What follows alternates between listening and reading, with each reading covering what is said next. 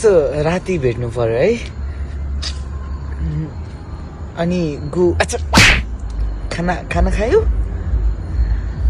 कस्तो आजभोलि त कस्तो गर्मी भएको है ए सरी अनि के साह्रो तिमी त टाउको मात्रै हल्लाउँछु तिमी पनि केही बोल न के बोल्नु तिमीलाई मेरो के मन पर्यो हजुरको हाइट एकछिन उठा त मभन्दा हल्का त छैन नि अलिकति रहेछ यसो गर्दा बस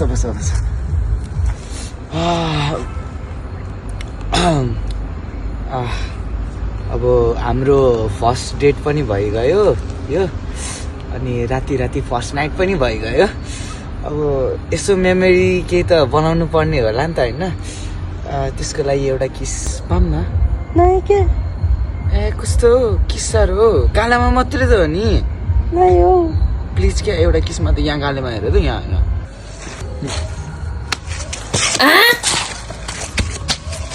साले एसएलसी आउने 1 महिना मात्र छ तँलाई किस चाहिँ अब यहाँनिर ला खाना किस